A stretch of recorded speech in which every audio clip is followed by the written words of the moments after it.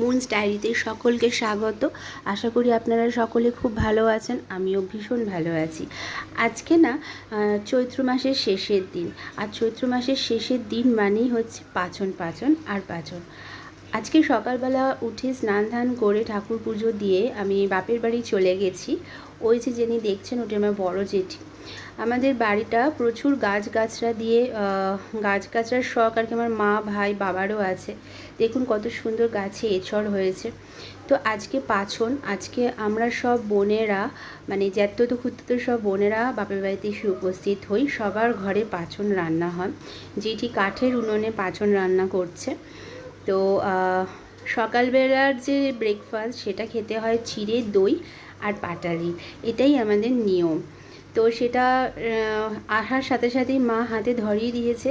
খাওয়ার পরেই বললাম আমি একটু কুটনো কুটি। দেখুন সমস্ত রকম সবজি, মানে বাজারে কোনো সবজি আর কি বাদ থাকে না, সব সবজির একটা ডিশ, সেই ডিশটাই হচ্ছে পাচন।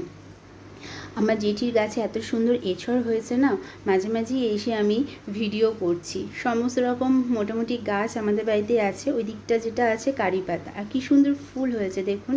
ফুলের গন্ধ মাঝে মাঝে হাওয়াতে আসছে না, নাকে খুব ভালো লাগছে।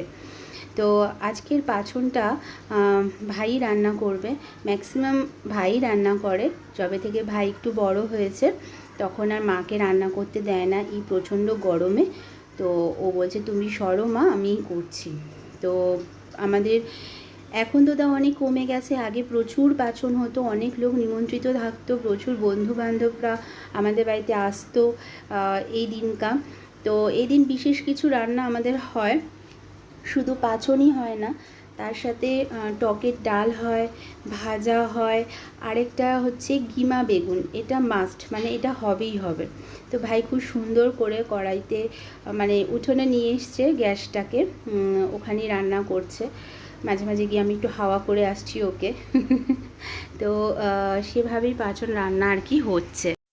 আগের দিনকার নীলের উপোস থাকে, আর উপোস করার পরের দিনকার ঝাল ঝাল এরকম তরকারি, সমস্ত রকম মিক্স ভেজ যেটাকে বলে, তো সেটা খেতে ভীষণ ভালো লাগে। আর ওই যে দেখছেন আমাদের বাড়িতে দুজন মস্তান আছে, তারা দুজন লাঞ্চ সেরে নিচ্ছে, দই ভাত খাচ্ছে। প্রচণ্ড গরমে ওরা দই দিয়ে ভাত খেতে বেশি ভালোবাসে। দুটো ল্যাব আছে আমাদের। তো যাওয়ার সাথে সাথে তো প্রচণ্ড গায়ে উঠে আদর তাদের। আর ভাই তো ঘামিয়ে গেছে পুরো রান্না করতে করতে। আমাকে একটুকু কিছু ধরতে দেয়নি, করতেও দেয়নি, নিজেই সমস্ত কিছু রান্না টান্না করলো।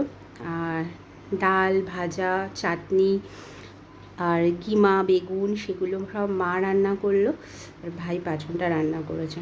দেখছেন কত সুন্দর কালারফুল হয়েছে। সবশেষে আমি সবাইকে মানে পরিবেশন করলাম আর কি। প্লেটগুলো খুব সুন্দর করে সাজালাম। আলু ভাজা, প্রথমে ভাত দিলাম, আলু ভাজা দিলাম, গোল গোল করে আলু ভাজতে বলেছিলাম মাকে, মা সেটাই করেছে।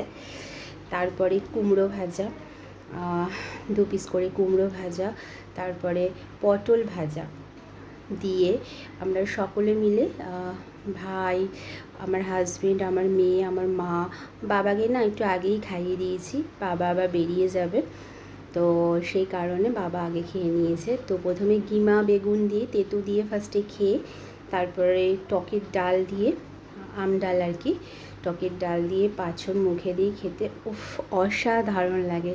আপনারা কমেন্টে জানাবেন আপনাদের কাদের কাদের বাড়িতে পাচন হয়, সত্যি খুব ভালো লাগে। আর এই পাচনের জন্য প্রত্যেকে জানেন তো ওয়েট করে থাকে যে কখন আমাদের বাড়ি থেকে পাচনটা আসবে। আমার বন্ধুবান্ধবের বাড়িতেও পাঠানো হয়, আশেপাশে বাড়িতেও দেওয়া হয়, আমার দিদা বাড়ি আছে কিছুটা দূরে, সেখানেও পাঠানো হয়। তো এই বছরের এই দিনটার জন্য মানে অপেক্ষা করে থাকি। যেহেতু আগের দিনকা উপোস থাকি, পরের দিনকা এই মানে ডিশটা খেতে আহা যা সুন্দর লাগে সে আর বলে বোঝানোর মতো না। তো অবশ্যই আমার চ্যানেলটাকে, আমার ভিডিওটা যদি আপনাদের ভালো লেগে থাকে, লাইক কমেন্ট আর সাবস্ক্রাইব করবেন, শেয়ার করবেন। আর আগামী দিনে আরও ভালো ভালো কিছু ভিডিও আপনাদের সাথে আমরা তুলে ধরবো আমি। তো আর এই খাওয়া দাওয়ার পর্ব চলছে, তার সাথে তো প্রচুর গল্প হচ্ছে, আড্ডা আর কি যেটাকে বলে। ভাই বোনে না মানে খুব কমই আমাদের দেখা হয়। ও কাজে ব্যস্ত থাকে, আমিও সংসার ধর্ম তারপরে কাজেও ব্যস্ত থাকি, তো খুব একটা দেখা সাক্ষাৎ ভাই বোনের মধ্যে হয় না। তো এরকম কিছু অনুষ্ঠানে আমরা সকলে মিলে একসাথে এই বসে খাওয়ার আনন্দটাই আলাদা। যাই হোক, অবশ্যই জানাবেন যে আপনারা কী কী পাঁচন খেতে ভালোবাসেন আর কাদের কাদের বাড়িতে পাঁচনটা হয়। আজকের ব্লগটা আমি এখানেই শেষ করলাম চায়ের সাথে। সকলে ভালো থাকবেন, সুস্থ থাকবেন। আজকের মতো এখানে